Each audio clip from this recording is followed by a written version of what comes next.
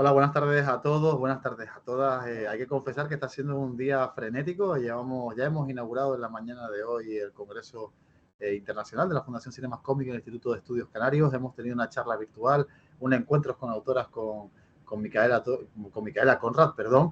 Hoy a las 8 de la noche, sí, efectivamente, en hora canaria, vamos a inaugurar la exposición Mujeres Canarias en Granadilla, en el patio del convento de Granadilla. Pero antes de coger el coche, que ya nos está esperando abajo, e irnos para esta inauguración, continuamos con una parada, en este caso obligatoria, en Barcelona. Vamos a hablar con Adrián Ríos. Él es una persona muy vinculada a las actividades de la Fundación Cinemascómic y también, por supuesto, del Salón Internacional del Cómic y la Ilustración de Tenerife desde hace aproximadamente 2 años, desde que hizo una maravillosa exposición en el Museo del Cómic de San Cugat, una exposición dedicada a la obra más célebre de Akira Toriyama, que es Dragon Ball. Se llamaba El arte de Dragon Ball, si no me equivoco, esta exposición, que después se pudo traer a Tenerife y se vio en la sala de arte de los lavaderos, que fue una exposición gigantesca, y que ahora también recientemente parte de esa muestra que nos ha hecho Adrián ha podido verse en la Laguna Comic, un evento que se ha celebrado en la Ciudad Patrimonio de la Humanidad, donde también se celebra parte de este congreso, parte de las actividades presenciales que han sido las de esta mañana. Pero recuerden que el miércoles a las 7 de la tarde bajamos a Santa Cruz de Tenerife para despedirnos del congreso en esa proyección de la película también de anime Millennium Actress, que tendrá lugar en el TEA Tenerife Espacio de las Artes. Pero antes les decía, esta parada obligatoria en Barcelona con Adrián Ríos, yo creo, y me va a tirar de las orejas por decirlo, pero de que es una de las personas que más sabe de Dragon Ball probablemente en España. Si no, es uno de los aficionados más grandes y de los que se ha dedicado a hacer muchísima divulgación sobre esta serie, que ha tenido su manga, que ha tenido su anime y que ha tenido miles de versiones en videojuegos y en otras plataformas que han permitido que se convierta ya en un auténtico icono de la cultura popular, no solo japonesa, sino también internacional, vamos a decir que global. Tenemos la suerte de tenerle aquí con nosotros y vamos a hablar sobre Dragon Ball y también sobre Akira Toriyama en los siguientes minutos. Así que, Adrián, bienvenido y muchísimas Hola, gracias por estar aquí con nosotros. hola, ¿qué tal? Bueno, encantado de estar aquí, sorprendido con todo lo que cuente, con todas las actividades increíbles que hacéis. Y si lo de uno de los expertos, yo no diría eso. Aficionado sí que soy, friki de la animación, entusiasmado del arte del anime japonés, estudioso quizás de Toei Animation, pero sobre todo aficionado. Y en España hay muchísima gente con mucho nivel y con muchos conocimientos. Y bueno, encantado de estar aquí hablando un ratito con vosotros. Bueno, pero Adrián, aunque eso abunde, como tú señalas, que es verdad que hay muchísima gente en España que se dedica a divulgar, a hablar sobre Akira Toriyama, más ahora que nos dejó recientemente incluso, eso no te quita mérito porque eres quizá para mí un auténtico referente a la hora de hablar de esta serie. Si no, no tuviéramos tampoco, aparte de porque eres amigo nuestro, pues tampoco eh, te tuviéramos propuesto hacer esta actividad dentro del Congreso Internacional de la Fundación, porque lo tuyo va más allá del friquismo, como tú señalabas, de esa afición. Quizá eras de esas personas que traficaba con fotocopias cuando empezó la fiebre de Dragon Ball.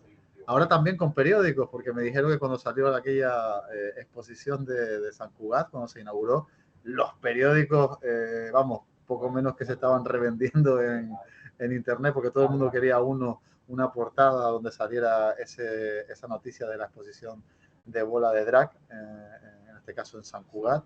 Pero tú has traspasado esa línea y más allá de tu afición, te has convertido en una persona que se dedica a estudiar lo que pasa en Dragon Ball, en este caso, sobre todo en la animación, lo que nos decía. ¿Por qué pasas de...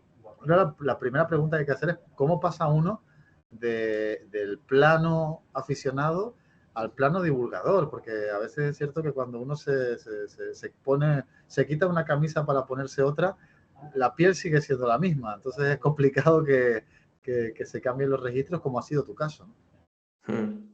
Es buena pregunta. Yo creo que al final es porque convergen dos intereses y dos aficiones que he tenido yo a lo largo de mi vida. La primera es Dragon Ball, ¿no? Y Dragon Ball y los dibujos animados, ¿no? Porque creo que la gente de mi generación hemos visto mucha tele, hemos visto muchos dibujos animados. En mi caso también me impactó mucho Dragon Ball. Y luego en el devenir de mi carrera profesional, pues, bueno, estudié ingeniería, me apasiona entender el origen de las cosas, cómo se hacen las cosas.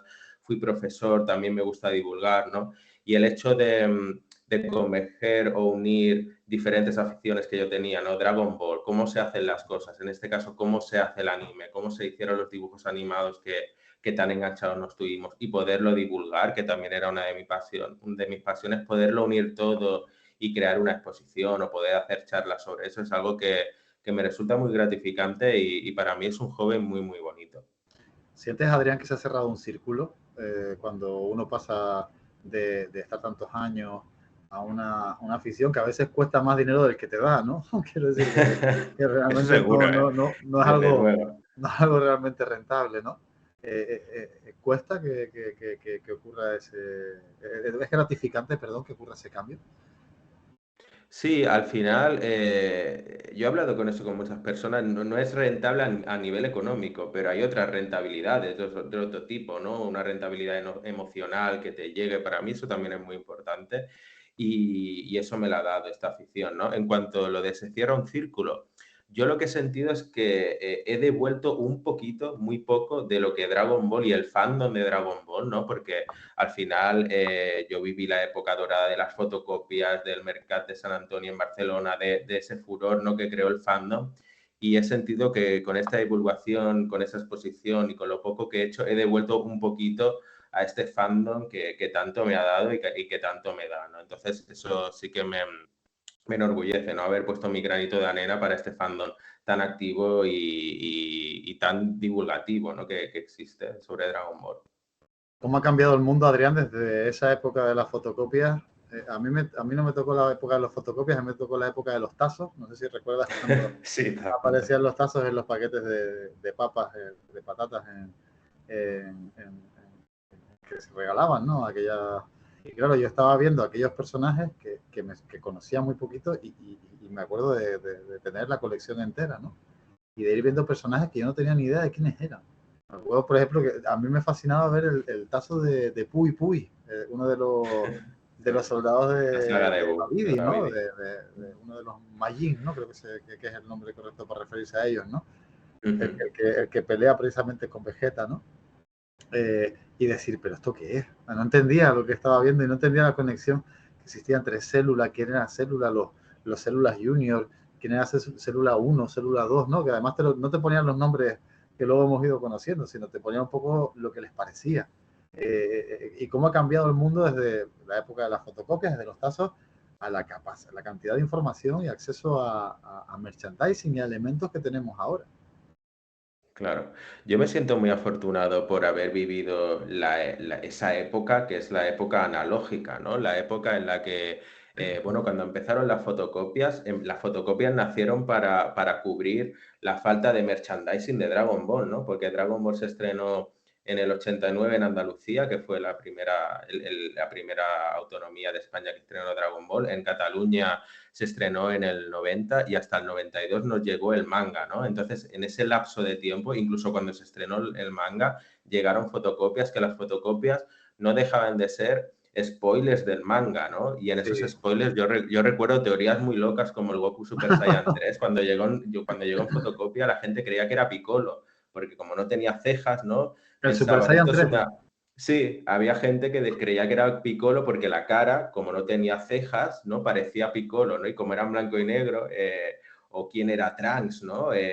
Pues un montón de teorías y, y al final, pues eso, la imaginación era algo muy bonito, ¿no? Y hoy en día eso no existe, hay No. prácticamente, pues eso, se estrena un capítulo o se estrena un manga en Japón y por la tarde ya lo puedes leer o ya lo puedes ver, ¿no? Esa magia analógica y todas las teorías que nos creábamos, pues es algo que yo recuerdo con mucho cariño. Yo recuerdo de poner los tazos uno al lado del otro y pensar que el Super Saiyan 3 era Raditz. Pero lo veía como similares, decía, bueno, tienen el pelo largo, tienen esa melena hacia atrás y demás, y yo, te digo, en esas teorías locas que se creaba uno dentro de lo que estaba leyendo, pues pensaba que era eso, ¿no? Y sobre todo lo mágico que era verlo fuera de contexto, porque un personaje como Babidi, que lo ves, lo entiendes en la serie cuando lo ves, pero cuando ves esa especie de cucaracha ahí, menuda, al lado de ese Pelo chicle así. gordo, ¿no? Que es Majin Buu, dices, no, yo no entiendo lo que estoy viendo ni lo que está pasando. Y te permitía soñar, ¿no? De hecho, yo no sé si estás de acuerdo, pero tengo la teoría de que hay mucha gente que si viese Dragon Ball, porque no la ha visto, no le gustaría. Pero son gente que sigue, que compra las figuras, que compra los juegos, porque son de pelea, porque se ha creado una serie de personajes que son realmente icónicos y únicos, que son inimitables. Mm, Y esa iconicidad de los personajes supera a lo que es en sí lo que es lo que es el planteamiento del anime o del claro. manga. Hablábamos de la película hace un momentito, la película de Cooler, ¿no? Del hermano de Freezer que llega para vengarlo y que luego se convierte en una especie de Freezer mecánico, pero mezclado con un T-1000, ¿no? De la saga de Terminator. Y son películas muy sencillas, son películas que las dos siguen el mismo esquema, pero lo que hacen es mostrarnos una serie de elementos icónicos que son los que luego Mm, ayudan a construir toda la mitología de Dragon Ball, porque al final todo es pelea, pelea, pelea. claro. Yo creo que Dragon Ball ya está ahora a un nivel de cultura pop, ¿no? O sea, todo el mundo sabe quién es Son Goku, igual que todo el mundo sabe quién es Superman, o Batman, o Spider-Man, o Luke Skywalker, ¿no? Al final yo creo que está a un nivel similar y igual vas por la calle, ves una figura de Spider-Man y te la puedes comprar, aunque no sepas toda la cronología de Spider-Man y tal, ¿no? Yo creo que está a a un nivel similar, ¿no? De cultura pop en ese sentido. Puede ser, ¿no? Puede que sea. Y eso quizás es lo que convierte a la saga en algo inmortal, ¿no? Sí, claro, yo creo que a nivel de saga inmortal podríamos hablar de muchos factores, ¿no? El factor por ejemplo, si lo comparamos con el impacto de España y el impacto de ser el primer manga relevante fuera de Japón, creo que es un factor muy importante que lo hace que perdure en el tiempo, ¿no? Porque al final Dragon Ball cuando llegó aquí presentó muchísimos elementos novedosos, ¿no? O quizás no eran novedosos uno a uno, pero sí en conjunto, ¿no? Pues la relevancia de una figura femenina como uno de los protagonistas, las transformaciones, las peleas, que los personajes pueden morir, ¿no? Me hace mucha gracia que mucha gente piensa en Juego de Tronos como una serie de relevancia donde pueden morir personajes relevantes, ¿no? Pero Dragon Ball ya lo introdujo, ¿no? Cuando murió Krilin, todo el mundo dijo, pero Es ¿esto qué verdad. es? ¿Cómo muere Krilin, no? Luego ya con las Dragon Ball la muerte empieza a ser un poco irrelevante, pero eso de llevar las emociones a flor de piel, sentir terror, sentir que... Me acuerdo de Tom y Jerry o de Looney Tunes, donde la violencia era completamente irrelevante, ¿no? O sea, a alguien le cortaban la Era cabeza y luego le cartunesca, ¿no? volvía. Era una cosa Correcto. paródica. Y esto era si alguien te da un golpe, sangras, ¿no? Que es como muy realista, ¿no? Y claro, todo esto es algo que la música se nos ha quedado en la retina y luego ha llegado muchísimo manga y anime. De hecho, Dragon Ball abrió la puerta, pero claro, fue el primero y esas emociones aún perduran, ¿no? Son una cosa que no se puede olvidar, ¿no? Quizá el cómo ha impactado a una generación, pero no me deja de Claro. llamar la atención lo que te comentaba, ¿no? Gente que nunca ha visto el manga y el anime, pero que se siente fascinado por las figuras. Hay una diferencia de Dragon Ball narrativa, ¿no? Dentro de lo que es la construcción de la serie. Y mucha gente dice que no sé si estás de acuerdo, que Akira Toriyama va descubriendo la historia. Él pensaba que en principio Dragon Ball iba a ser una saga corta con ese arco en el que Pilaf, ¿no? Intenta reunir las esferas de dragón. Akira Toriyama se encuentra que tiene un éxito entre las manos. También me imagino que Shonen Jump dice, mira, esto es una gallina de los huevos de oro. Y la saga de Goku continúa. Pero todo lo que va pasando después, que Goku sea un extraterrestre, que venga de un planeta donde la gente es capaz de convertirse, ¿no? En un superguerrero y todo este tipo de asuntos, pues dicen que luego surge de una manera casual. Yo no sé si tú estás de acuerdo con esta afirmación o no. Claro. Bueno, casual, quizás algunas cosas, ¿no? Pero Dragon Ball empezó con una referencia muy clara, ¿no? La referencia de Viaje al Oeste, ¿no? Que es una novela tradicional china, que de hecho el protagonista se llama Sun Wukong, es un mono, tiene una nube, hay un cerdo, ¿no? O sea, digamos que Akira Toriyama coge su pasión de las artes marciales, la novela tradicional china de Sun Wukong, y crea la primera saga de Dragon Ball, ¿no? Él era fan de las artes marciales, era fan de Bruce Lee, es amigo personal, era pobre, amigo personal de Jackie Chan, y entonces la primera saga funciona, pero no tiene un índice de audiencias demasiado destacado en la Shonen Jump, ¿no?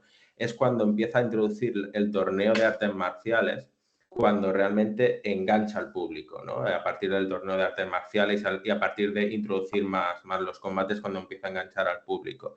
Y sí que vemos que hay un gran cambio en la narrativa, incluso en el diseño de los personajes, ¿no? Lo que nosotros consideramos el arco de Z, que es cuando se hace la revelación de que Goku es un Saiyan, viene Raditz, poco después empieza la transformación en Super Saiyan, es lo que consideramos el arco Z, y ahí digamos que la narrativa se vuelve más dramática, ¿no? Hay menos humor, incluso vemos que elementos de Dragon Ball empiezan a desaparecer, ¿no? Como por ejemplo los humanos, los humanos animales, ¿no? Que vemos que en Dragon Ball hay un Cierto. cocodrilo. Todo eso empieza a desaparecer, empieza a ser un poco más realista, más dramática, y hay varios motivos en ello, ¿no? Uno de los motivos fue Torishima, que es el editor, que él fue marcándole que lo que le gusta a la gente son las peleas, pues haz peleas, peleas, peleas, ¿no? Pero al final Dragon Ball Z, que es lo que ha marcado a muchas generaciones, es lo que más se aleja del estilo Toriyama, ¿no? Si consumimos otras obras de Toriyama, empezando por Doctor Slump y siguiendo por, no sé, Sandland o otras obras que él ha hecho, sí que se parece mucho a la primera etapa de Dragon Ball, ¿no? La saga de Pilaf y algunas más, pero Z es algo como muy particular en el mundo de las obras de Toriyama. Incluso tiene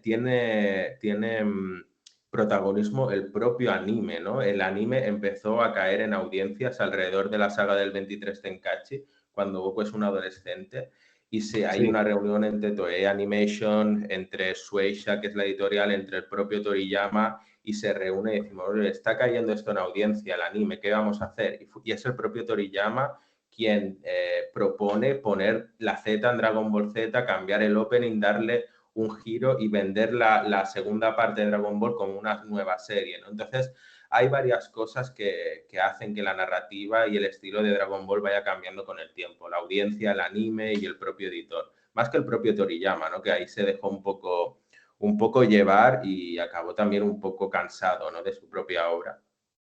Dicen incluso que bueno, la saga de Cell para mí es como un punto muy grande, ¿no? Dentro de lo que es la mitología de Bola de Dragón. Pero dicen, se cuenta, no sé si es cierto, Adrián, tú esto no lo puedes desmentir, que ya cuando Toriyama se mete con la saga de Buu, ya prácticamente no tiene ganas, ¿no? Claro. Torishima recientemente, que fue el editor de Toriyama, él mismo ha confirmado que Toriyama quiso dejar Dragon Ball con la saga de Célula, y que lo obligaron a continuar la saga de Buu. Eso se ha publicado, ¿no? Y digamos que Toriyama intenta recuperar el humor en la saga de Buu, ¿no? Con elementos como Gotrunks o el propio Buu gordito, ¿no? Majin Buu, que hay un alivio cómico ahí, pero se le ve ya cansado. Incluso el estilo de dibujo de Toriyama en esa época es un poco... Toriyama seguía siendo un genio, pero el estilo de dibujo también era un poco más descuidado, y sí que la saga Buu ya fue, pues eso, renqueando, por decirlo de alguna manera, y un poco forzado por las audiencias y porque la gente quería más Dragon Ball, ¿no? Incluso él quiso darle el protagonismo a One varias veces, pero no le dejaban, ¿no? Al final la gente pedía a Goku, ¿no? Entonces Goku vuelve en la saga de Namek, Goku vuelve después de morir en la saga de Buu, vuelve después de irse del torneo de la saga de Buu, también vuelve, ¿no? Al final Goku, Toriyama le intenta pasar el testigo a One varias veces, pero no le dejan, ¿no? Entonces, pues, sí. Qué curioso, o sea, que Gohan no acabe teniendo protagonismo como parecía que iba a ocurrir, especialmente después de la saga de Célula, ¿no? No es Correcto. una decisión de Toriyama. No, no, no. O sea, Ajá. Toriyama, al final siempre es decisión de Toriyama porque es el autor, ¿no? Pero la influencia y la presión de sus editores fue muy importante para volver a sacar a Goku a relucir, ¿no? De hecho, en ese torneo de artes marciales con el que empieza la saga de Buu, él está un poco Goku está un poco como metido un cazador, ¿no? Le dejan bajar del cielo para Claro, salvar, si no me equivoco, ¿no? sí. Era como se había A- planteado. el poder del guión empieza a tener mucha fuerza en, en ese tipo de saga, ¿no? Incluso cuando Goku, hay un momento que el dios supremo Kaioshin, bueno, el viejito, le da su vida para que Goku pueda volver a la Tierra y fusionarse con Vegeta, que también está muerto, pero da igual, también puede volver temporalmente, ¿no? Al final es como una serie no despropósitos, pero los niveles de poder empiezan a no tener sentido, ¿no? Los peques Goten y Trunks alcanzan el Super Saiyan sin ningún tipo de esfuerzo. Empiezan a haber cosas que ya la coherencia empieza un poco a flaquear en esa etapa y es porque Toriyama está cansado, ¿no? Sin embargo, Buu es un villano icónico, ¿eh? Buu es icónico y la saga de Buu tiene muchísimas cosas positivas, empezando por las fusiones, ¿no? Gotrans, Belleto, el bailecito, Sí. la Genki Dama final. Hay muchas cosas buenas y rescatables de la saga de Buu, ¿no? Y mucho el Super Saiyan 3, ¿no? Hay muchas cosas buenas, pero sí que es una etapa en la que Toriyama ya estaba cansado y que no quiso empezar, ¿no? Oye, ¿crees que es icónica también esa Genki Dama, ¿no? Que hace al final Goku Hombre, para solucionar. Yo creo que no le estamos haciendo un spoiler a nadie, ¿no? Sino que, bueno, eso ya lleva, hombre, yo a no sé estas si alturas, ya más de 30 años emitido, ¿no? No estamos ya descubriendo el Mediterráneo. Pero, ¿crees que el recurso de la Genki Dama ha perdido un poquito de esencia con lo que con lo que pasó en las películas de Dragon Ball? Porque muchas de ellas se acababan resolviendo precisamente con eso, ¿no? Con un Genki Dama. sí. Yo creo que la saga de Buu y la Genkidama es una Genkidama muy emotiva porque creo que todos tienen su parte de protagonismo, ¿no? Creo que Vegeta tiene un speech reconociendo que Goku es el número uno y un discurso de redención muy bueno.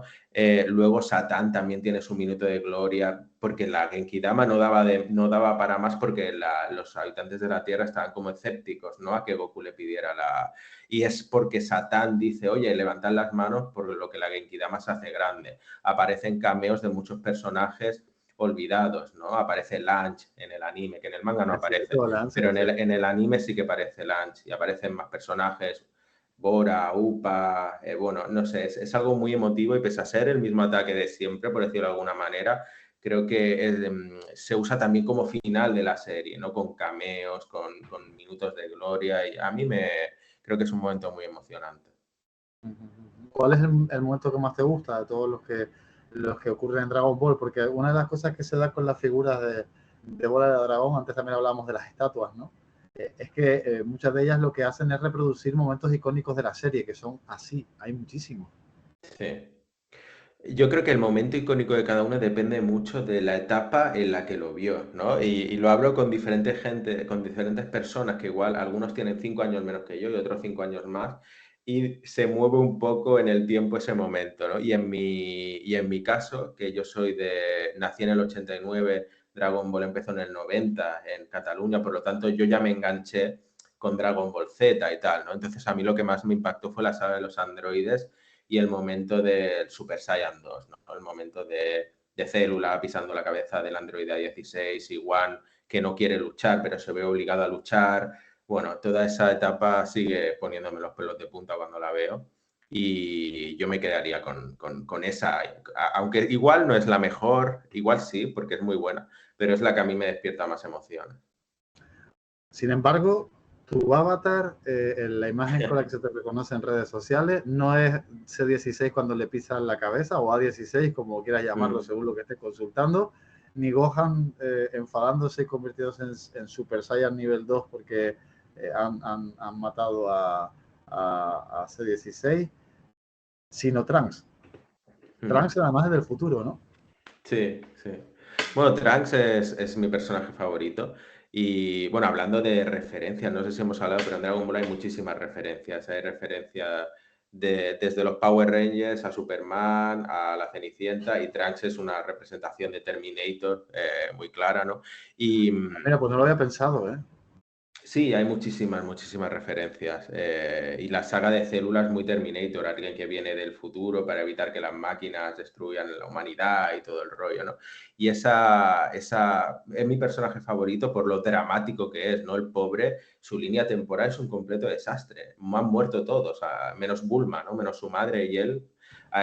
Murió Goku, murió Vegeta, Piccolo, todos los guerreros Z mueren, prácticamente toda la humanidad ha muerto.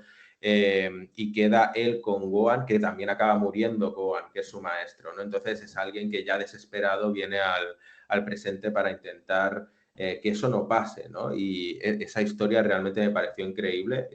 Es una historia parecida a Terminator y es un personaje que me apasiona. Creo que hablando de narrativas es uno de los que están mejor construidos y tienen como más carga narrativa ese personaje. Referencias a a Power Rangers, decías, esos son la tropa Ginyu, sin duda, ¿no? Sí, la tropa Jinju, luego lo de Cenicienta, no sé si lo conocías, pero lo del Bibidi Babidi Boo, la canción de la hada madrina de la Cenicienta es Bibidi, que es el padre de Babidi, Babidi y Boo, que es el monstruo El Boo. demonio. Ah, mira, no lo Sí, sabía. la canción, porque Toriyama, su hija, estaba viendo Cenicienta mientras él estaba haciendo la saga de Boo y estaba viendo Vaya. la parte de Bibidi Babidi Boo y dijo, mira, ya tengo los nombres de estos personajes. Hay bueno, Superman es la primera saga de Dragon Ball Z, ¿no?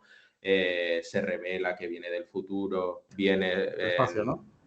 sí, perdona, que vienen del espacio, viene Raditz, ¿no? Que Raditz podría ser algo similar al General Zod o Vegeta, ¿no? Hay muchísimas referencias. Además, a Toriyama le gustaba mucho el cine americano y se nota en su obra. No lo había pensado. Oye, dicen que Toriyama odiaba a Vegeta. Bueno, ha reconocido más de una vez que no sé si lo odiaba, no sé si uso esa palabra, pero que sí que lo quería. Es una de esas decisiones que Toriyama no quería tomar, ¿no? Desde un inicio Toriyama quería matar a Vegeta y ese personaje sigue por aclamación popular, porque a la gente le gusta. Entonces los editores, como saben que la gente le gusta a Vegeta, pues lo mantuvieron vivo, ¿no? El personaje preferido de Toriyama es Piccolo, lo ha dicho en varias ocasiones, era Piccolo, y Vegeta, pues eso se mantuvo ahí porque la gente quiso, ¿no? El poder de la gente, el poder de las encuestas de Shueisha, todo eso tuvo mucha influencia en el devenir del manga, ¿no? Incluso hay un libro de Koso Morishita, que fue productor de Dragon Ball Z, que dijo que Bandai le retiró el patrocinio porque las primeras sagas de Dragon Ball ya no podían hacer más personajes, ¿no? Entonces, con la ¿En aparición serio? de con la aparición de los scooters,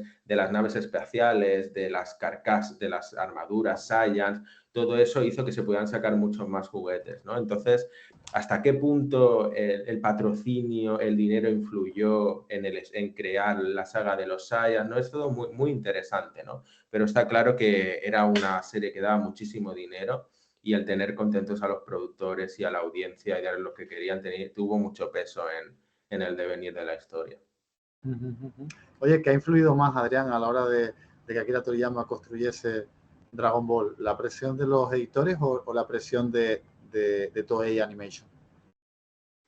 Yo creo que al final va un poco en relación, ¿no? Porque Toei Animation tenía contacto con Shueisha y como hemos dicho, ¿no? El propio Kozo Morishita tuvo una reunión con Shueisha, con los editores, con el propio Toriyama, donde les explicó pues, los problemas que tenían, ¿no? La decaída de las audiencias, aparte de reemplazar el equipo de guionistas, de contratar a gente que venía de Saint Seiya para darle un toque más dramático, ¿no? Hicieron una reestructuración en el equipo de animación de Dragon Ball. Pues ellos eran conocedores de lo que el anime necesitaba, ¿no? Y el anime necesitaba dramatismo y peleas y también necesitaba cosas nuevas para generar juguetes, ¿no? Porque Bandai les había retirado el patrocinio. Entonces, entre eso y los contactos del editor, pues eran inputs de Toriyama muy importantes. No pensé que no sabía que Bandai le había retirado el patrocinio, lo veía como una franquicia impatible. Sí, yo tampoco lo sabía. Lo comentó Morishita en un libro que publicó él y que traduje hace poco la página relativa a Dragon Ball, el capítulo relativo a Dragon Ball, y ahí lo nombra. Ajá. Bueno, me imagino que en algún momento se habrán tirado de los pelos, ¿no? Porque Es como aquella gente que dejó pasar la posibilidad de editar Harry Potter en su momento y que luego Claro. imagino que Luego le devolvió el patrocinio, ¿eh? Fue durante un lapso de tiempo que se lo retiró. vale, Pero con el cuando, Z y tal. cuando aparecieron todos esos personajes. Personajes y el cambio de Z, ¿no? Recordemos que Z es una cosa propia del anime, ¿no? No Z no existe en el existe cómic, en es el cierto, no manga. existe en el manga, sí, sí. Y es algo, pues eso, para darle un punto de marketing, ¿no? Esto ya no es Dragon Ball, es Dragon Ball Z, es otra cosa, ¿no? Es los Saiyans, las transformaciones, ¿no? Hay un punto de marketing muy importante, ¿no? Qué genialidad que se le ocurriese en este caso, como señalabas, a Akira Toriyama, ¿no? Que él fuera el responsable de que eso se hiciera de esa manera. Adrián, te has dedicado a divulgar muchísimo sobre, si vemos los artículos que has escrito, especialmente sobre el anime. Parece que mucha gente recurre siempre al manga, ¿no? Porque es lo original, es de donde parte la materia prima, donde parte todo lo que genera ese fenómeno de Dragon Ball, pero el anime también tiene tela, ¿no?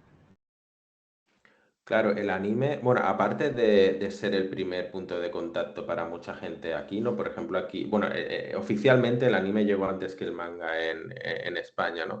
Eh, lo que nos ha despertado emociones, y hay gente que me contradecirá, y el dígito, seguro que mucha gente le ha despertado muchas más emociones leer el manga, pero para mí, ver el anime, sobre todo el juego de los diálogos, el doblaje tan bueno que tuvimos en Cataluña y que el de España también es bueno, pero es el que yo vi, el de Cataluña, ¿no?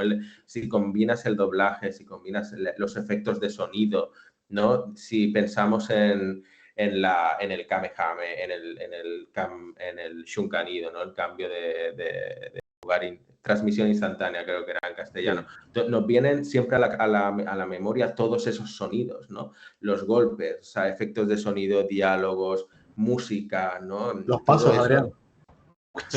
Esos Sí, pasos, ¿no? Que se inventaban, los que eran pasos como correcto. Y claro, todo eso nos llevó las emociones a flor de piel, ¿no? Y el poder entender cómo se hizo eso, a mí me parece fascinante, por eso me atrae tanto la animación, ¿no? Poder entender cómo se han hecho esos efectos de sonido, el proceso para crear un capítulo, cómo se pasa del manga al anime, cómo se crean los guiones, todo eso a mí me parece fascinante. hay una cosa que se le acusaba a Dragon Ball Super, que es una de las últimas sagas de Dragon Ball, hablo del anime, que era el dibujo, cómo estaba dibujado. No, hay gente que confunde animación y dibujo, ¿no? A la hora Mm. de hablar. Pero esto era algo que ya sucedía en Dragon Ball, ¿no? En Dragon Ball Z. Claro, hablamos del anime, ¿no? Ahora o del manga. Anime, anime, sí, sí, sí, Del sí. anime. Claro. A ver, Dragon Ball, o sea, si al final nos vamos a... Porque muchas veces en Internet hacen eso, ¿no? Los pro Super sacan el mejor frame de Super y lo comparan con el peor de Z. Y al revés, ¿no? Los pro Z sacan el mejor frame de Z y lo comparan con el peor de Super, ¿no? Al final, yo creo que Dragon Ball Super no tuvo el presupuesto que hacía falta para la primera etapa de la serie, ¿no? Si vemos, por ejemplo, el torneo del Sí. poder o la batalla que luchan Freezer y Goku contra Jiren, hay etapas de la animación de Super, sobre todo del último arco, que son una auténtica pasada a nivel de animación. Pero, ostras, la primera etapa, sobre todo, el arco de la batalla de los dioses, el Sí. arco de la resurrección de Freezer, todo eso es una animación que no debería haber sido aceptada para una serie de la calidad o de la relevancia que tiene Dragon Ball, ¿no? ¿Hablamos, Y Adrián, de animación o de dibujo? ¿O de yo las dos creo que cosas? hablamos de las dos cosas. Hablamos de dibujo, sobre todo, porque si pensamos en los episodios el episodio número 5, por ejemplo, que es el que han sacado tantos memes, o Con la no cara de sé, Goku, ¿no? Esas caras de Goku por ejemplo, sí, que esa cara de desechan, ¿no? Goku o frames concretos el arco de la resurrección de Freezer, ¿no? Yo recuerdo frames de Son Gohan, el dibujo no está al nivel y la animación igual. Si vemos también cómo se desarrolla el combate del Goku Super Saiyan 3 contra Virus también en el primer arco, es que los movimientos parecen que no tengan la suficiente fluidez, ¿no? Entonces, yo creo que es la animación contando, pues eso, la fluidez de la propia animación y los dibujos, ¿no? Y bueno, se ha dicho muchas veces que al final no hubo tiempo, era un tema de tiempo, no de que si la animación actual es mejor que la anterior. Al final es un tema de tiempo, de dinero y de cariño, y no le pusieron el suficiente. Hablaban precisamente de eso, Adrián, de los plazos que tenían que cumplir los estudios para entregar los capítulos, que eran imposibles. Correcto, eso es, era imposible. Y bueno, no sé si habéis visto mucho anime moderno, pero si habéis visto Ataque a los Titanes o Kimetsu no Yaiba, es increíble el nivel de animación que tienen. O sea que es técnicamente posible hacer un buen Dragon Ball Super. De hecho, lo hemos visto en el Torneo del Poder. Y aquí el problema fue, pues eso, el presupuesto y los tiempos de, sobre todo las primeras sagas, ¿no? Y se nota, yo tengo algunos storyboards de Super y se nota ya en el storyboard lo rápido que van. Yo tengo el storyboard del episodio número 6 de Dragon Ball Super y son básicamente palos con redondas, ¿no? Y se nota que ahí el director iba a saco y luego incluso el dibujo del storyboard ya va ganando nitidez en el futuro, ¿no? O sea que está muy claro que fue un tema. De hecho, arreglaron para la versión de DVD y Blu-ray, arreglaron algunos episodios de esa etapa, ¿no? Sí, se llegaron a remasterizar. Algunos sí, algunos sí. Algunos los reanimaron porque eran, bueno, eran infumables, ¿no? Bueno, eso es reconocer, ¿no? El Sí, error, que tampoco está mal, tampoco está mal. sí. ¿Qué ocurre con la animación de Dragon Ball Z, Adrián? Porque en la elaboración de los episodios convergen muchísimos estudios de animación al mismo tiempo, ¿verdad? No es Sí, un único estudio el que lleva a cabo todos los episodios. ¿Cómo ocurre esto? Cuéntanos, que tú sabes mucho mejor de esto que yo. claro, al final como funcionaba Toei Animation en esa época, que ahora no funciona así, ahora sí que se hace todo en Toei Animation, digamos, como funcionaba en esa época era también por tema plazos y por tema de velocidad, se subcontrataba la parte de la animación, ¿no? La parte de la animación es los frames animados, ¿no? Los fotogramas clave, los fotogramas intermedios, digamos que los guiones, los storyboards se hacían en Toei Animation y luego la etapa del revelado, del doblaje, de crear las bobinas también se hacían en Toei Animation. Pero la parte del medio, que era dibujar los frames, eso se subcontrataba en diferentes estudios de animación, ¿no? El estudio Juno, por ejemplo, que es donde trabajaba Masaki Sato, Minoru Maeda, que son los episodios que tienen muy buena calidad. Luego había Nakatsuru, Yamamuro, diferentes animadores, ¿no? Que pertenecían a diferentes estudios de animación, ¿no? Entonces, habían algunos mejores que otros y sobre todo había estilos diferentes, ¿no? Porque los supervisores de animación había uno por cada estudio, ¿no? Aunque hubiera un supervisor genérico, que por ejemplo en la etapa de Dragon Ball era Minoru Maeda, que hubieran unos modelos de personaje, que se intentara hacer una coherencia, se notaba mucho cuando un capítulo había realizado por un estudio de animación y cuando otro. Y pasaba algo muy curioso, que era normalmente un estudio de animación no hacía 2 capítulos secuenciales, ¿no? Ah, no. Igual no, porque para poder paralelizar al máximo, pues decía, vale, el estudio Juno hace el 1, este estudio el 2, este estudio el 3, este estudio el 4 y este estudio el 5.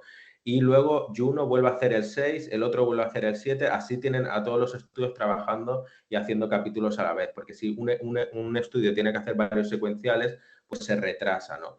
Entonces eso a nivel de producción es muy bueno, pero a nivel visual era horrible, porque veías un capítulo súper bueno y al día siguiente veías otro, pero ¿por qué está tan mal hecho este? Y al día siguiente veías otro y era porque los capítulos secuenciales iban saltando de un estudio a otro, ¿no? Y por eso la coherencia visual era tan curiosa. Sobre el papel funcionaba fantástico, Correcto. pero a la hora de plantear, de ejecutarlo, era un auténtico disparate. Mm. Sí, es una de las cosas que se les achaca a... Claro, yo recuerdo cuando comentabas ahora lo de los frames, ¿no? A veces se muestra una imagen de Goku en nivel 3 ultra detallada. De esas imágenes además que muchas veces eran estáticas, ¿no? No estaban animadas, sino eran estáticas y lo que interfería pues era un juego de sombras, unos rayos, eran dibujos impresionantes comparados con los de Z, ¿no? Que salía perdiendo, pero no siempre era ese el nivel de calidad que tenía Dragon Ball, lamentablemente Dragon Ball Z. Hay auténticas leyendas en la época de la animación de Z que llegan a inventar algunos de los, quizá de las facciones más reconocibles de los personajes, como la sombra, como dibujar las narices únicamente utilizando una sombra de manera muy abstracta, pero muy figurativa, ¿no? Muy explicativa. Eh, hay auténticas leyendas de la animación surgen de la cantera de Dragon Ball Z, ¿no? Sí, al final en Dragon Ball y Dragon Ball Z han trabajado, pues eso, Minoru Maeda, Masaki Sato, Ujú, Nakatsuru, Yamamuro, que luego es gente que se ha ido a trabajar a One Piece, que ha hecho Slam Dunk, que ha hecho Naruto, o sea, realmente de Dragon Ball han salido animadores que luego han liderado o han hecho grandes animes, ¿no? Y eso, trabajaron todos inicialmente en Dragon Ball, o gran parte de ellos, ¿no? ujú. Adrián, un poco por ir terminando, porque ya nos estamos acercando al tiempo, pero ya te voy lanzando el guante para que en otra ocasión podamos repetir esta charla, porque nos va a quedar un montón por hablar y nos quedan un montón de cosas en el tintero, nos queda un montón de cosas de hablar, de curiosidades. Mantuvimos una charla durante la Lagunas Comic con Cándido Pérez de Armas, un director de cine aquí que también es experto en Dragon Ball, y nos pasó exactamente lo mismo. Nos quedamos sin tiempo porque había un montón de ganas de hablar cosas distintas. ¿Cuál crees que es el futuro de Dragon Ball ahora que no está? ¿Cómo pinta el futuro de Bola de Dragón ahora que no está Mm. Toriyama? Pues un poco, porque siempre se había implicado mucho, ¿no? En todo lo que se hacía, no había dejado su obra a la mano de Dios, sino que había estado supervisando todo, prácticamente todo lo que sea, o participando. ¿Qué crees que va a ocurrir con la franquicia? Claro. Bueno, de momento a ver qué pasa con Daima, ¿no? Que es un producto que ya está, que se estrena en octubre, que es un producto que en principio no es canónico, aunque no está muy claro, y que está pensado para conmemorar el 40 aniversario del manga. Recuerda mucho a Veremos cómo GT, ¿eh? funciona. Sí, mucha gente, ese es el GT2, ¿no? Sí. Esperemos que aparte de hacerlos pequeños, presentes. Para empezar la animación, lo que se ha visto en los trailers, me parece increíble. O sea, que eso ya empezar bien, que esté bien animado, bien dibujado, eso parece que ya lo tenemos y luego a ver el guión cómo va, ¿no? A nivel de qué va a pasar con Dragon Ball, bueno, nos han prometido, primero está viendo como una separación entre manga y anime, ¿no? Se ha creado lo que se llama Capsule Corporation Tokyo, que es una empresa que se va a cuidar del anime, de videojuegos y del merchandising, y Shueisha se va a cuidar del No van a manga. vender coches en miniatura, ¿no? No, ¿verdad? Quizás sí, han escogido un nombre muy guay, ¿no? ¿Quién sabe? Entonces, lo que nos han prometido es extender el universo de Dragon Ball, ¿no? Lo que han hablado más de una vez. Ajá. Entonces, realmente yo creo que es una buena idea. Creo que realmente la historia canónica original necesita descansar. Sinceramente lo creo. Entonces, el universo de Dragon Ball es infinito y está muy poco explotado, ¿no? El origen de los Saiyans, la conquista de los Saiyans de Sufur, yo qué sé, Muten Roshi, la primera invasión de Piccolo Daimao, una historia de los Namekianos, o sea, hay un montón de historias que se puede hacer para crear series en paralela y extender el universo de Dragon Ball. Creo que pueden ir por ahí los tiros, también siguiendo a lo que hacen en Marvel o en otras franquicias, o en Star Wars, ¿no? En otras franquicias donde vamos a dejar descansar a Darth Vader y hagamos a Ahsoka o todo esto, ¿no? Yo creo que Sí. puede ir un poco por ahí y realmente lo espero, porque creo que Dragon Ball se merece un universo expandido y que nos cuesten más historias más allá de Goku y Vegeta. ¿Qué es lo que más te gustaría, ya por último, que fuera lo primero que se explore en ese universo expandido? Es una buena pregunta. A mí me gustaría mucho que hicieran una serie de la primera inversión de Piccolo Daimao y de cómo Mutaito, que es el maestro de Muten Roshi, con Muten Roshi y el maestro Grulla, que eran sus alumnos, lograron encerrar a Piccolo La botella. en la botella por primera vez. Me gustaría mucho que hicieran algo así, Muy bien. A mí me por encantaría que se ejemplo. expanda algo de Cooler, ¿eh? Estaría muy guay. Cooler es un También. personaje que es muy chulo, ¿eh? Sí, es muy chulo. Y yo creo que lo harán canónico, igual que han hecho con Broly o con... Yo creo que él, acabará apareciendo por ahí, Cooler. Hombre, es que es exactamente igual que Freezer, pero renunciando a toda la elegancia que tiene Freezer, ¿no? Todo ese corte aristocrático y mucho más salvaje. Que es lo que, y mucho más rudo, ¿no? Incluso en los rasgos y en los gestos y en Sí, la su forma forma de... final es muy impresionante también. Me parece un mecha, ¿no? Sí, Cuando se sí, sí. transforma en la última, que por cierto que siempre ha sido una incógnita porque luego no se quedó con esa forma para convertirse en Metal Cooler, ¿no? Que debería haber Sí, sido lo lógico. Pero bueno, son la magia de la del magia de guión. Dragon Ball. No le vamos a pedir peras al olmo, no le vamos a pedir tampoco coherencia a una serie donde la gente vuela e invoca a un dragón con una serie de Bueno, esferas. pero Yo creo que se puede tener coherencia. Por ejemplo, en GT hay un frame que lo usan mucho los detractores de GT, que es Vegeta en Super Saiyan 4, vuelve a Super Saiyan base y se le regenera la camiseta. Y Vale. es como pasa del pelaje del Saiyan 4 a la camiseta. Es, vale, Dragon Ball, hay un montón de cosas, tiran rayos, se transforman, pero ostras, que se regenere la ropa. No sabía. Yo creo que Eso es hay lo líneas que no último. se. Claro, hay líneas que no hay que traspasar. Pero bueno. Además, mucha gente le critica a GT precisamente eso, ¿no? Cuando Goku pasa a la forma a nivel 4, es niño, es nivel 4, vuelve a ser niño, que Sí, se hace un jaleo ahí, ¿no? De un sí. montón de cosas y bueno, después también Vegeta, ¿no? Cómo alcanza ese nivel 4. Sin embargo, siempre lo voy a decir y lo voy a reivindicar allá donde vaya, GT tiene un acierto que es que creo que tiene el mejor opening, no de Dragon Ball, sino de todo el anime. Creo que es una cosa, y además hablo de la versión en castellano, que es un tema que hace poco descubrí que estaba en versión extendida de 3 minutos y es maravilloso. Sí, las canciones de GT son insuperables y las transformaciones también. El Super Saiyan 4 realmente, yo creo que tiene mucho sentido por el Saiyan, ¿no? Por estar cercano a los Zaru y tal. Pero son lo que dice mucha gente, muy buenas ideas, pero la ejecución, pues regular, ¿no? Quizá. Sí, bueno, vamos a ver si lo que tú decías, si Daima sigue en esa línea y soluciona los problemas que ocurrieron con GT. Adrián Ríos, muchísimas gracias por estar con nosotros en la tarde de hoy y por compartir un ratito para contarnos, para hablarnos sobre, yo creo que, pues no, tú mismo lo has dicho, ¿no? Una de las series de anime más importantes de todos los tiempos. Bueno, muchas gracias a vosotros. Encantado, como siempre, de pasar el ratito y nada, nos vemos en la próxima. Gracias. Muchas gracias, Adrián, y muchas gracias a las personas que nos han estado escuchando. Lo decíamos al principio, no terminamos aquí este 27 de mayo. Hoy, pues en breve, a las 8 vamos a inaugurar en Granadilla, a las 8 horas Canarias, ojo, todavía me da tiempo de llegar. Vamos a inaugurar en Granadilla la exposición Mujeres Canarias de Patricia Morales, que va a poder visitarse pues hasta la fecha del cierre en el patio del convento de Granadilla y que estará abierto pues en horario de apertura de sala, prácticamente todo el día, desde las 8 hasta las 8, de 8 a 8 prácticamente, un sitio que está muy próximo al ayuntamiento, así que no se lo pierdan y que viene también a engrosar la lista de actividades que estamos haciendo por este sexto Congreso Internacional de la Fundación Cinemascom. Muchísimas gracias y nos escuchamos, nos vemos muy prontito. Un saludo. Un saludo.